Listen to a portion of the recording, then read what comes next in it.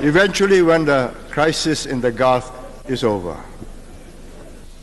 The other problem that we face is emigration. I raised it last year. 88 was the biggest one. We had a net loss of 2009. Why did they leave in that large numbers in 88? Because the economy went down, so they left. That means the moment we make slow growth, since I'm going to have slow growth in Singapore, I might as well have slow growth in Australia. So many leave, right? But you see how many renounce? Very few renounce. So they have been keeping their Singapore citizenship. Because the Singapore woman is not so stupid. She knows that white men marry you freely, they also divorce you freely. Our graduates, women, are marrying mostly Caucasians, and I believe we cannot leave it as it is. We are going to lose a trained woman graduate, and we also lose the husband who's going to be a plus. So if they are highly trained, I say, give them the PR. After 2-3 years, they can adjust, they want to take citizenship, let them. Then the children will become citizens.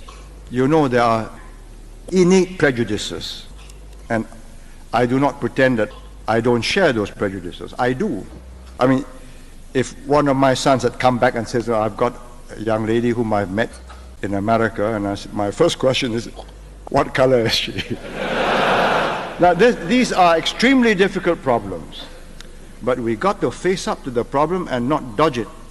We have to desensitize questions of race, language, questions of culture, so that we can talk to each other in a calm, rational way. There's no use, it's futile kidding ourselves. These are important things, but at the end of the day, remember, if a thing is going to get better, if you leave it alone, then leave it.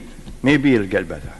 But if you know it's going to get worse, it's totally irresponsible to leave it. The recognition that there is the problem is the beginning of its solution. Another issue which was also very sensitive, and I give credit to Goh Chok Tong for having the gumption to tackle it, to reverse our population policy. Yes, people grumble, why are we changing policy? Because circumstances have changed, and a continuation of the policy will be criminal neglect. We need a government which is both bold and prudent. And I am dead serious when I said on the eve of National Day, get our ablest and our best into politics. One key requirement is, let's avoid hypocrisy and let's do this thing honestly, approximate the market rate. Try and get the government on the cheap, you end up with a cheap government, and you'll be sorry for yourselves. What does the government have to do to keep up the enthusiasm? Because somebody else has started something new, and you've got to chase him. I think that sums up Singapore's position. That's the art of government. First job of a government is to equalize opportunities, right? Not equalize results. You equalize results, you're done for. You end up with what Deng Xiaoping calls the iron rice bowl. Nobody works, everybody does his minimum, very little rice in the bowl. Those who are faint-hearted, well, there's the exit for you.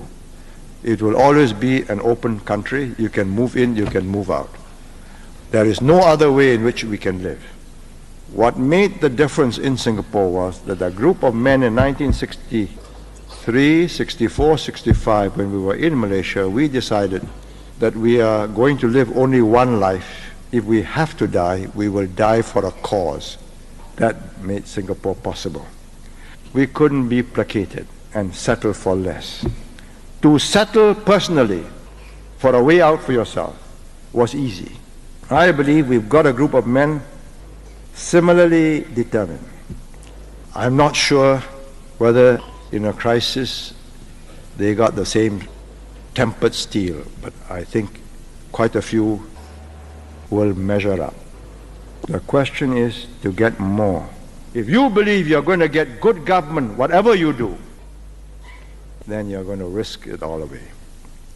You vote in jokers, cranks, weak men, charlatans with some gift of the gab, you run a very serious risk of losing everything you have.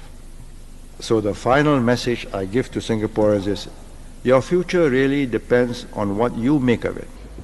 The government can give you that framework, can give expression to the will of a people, but the people must have that will. If you don't have it, there's nothing a government can do.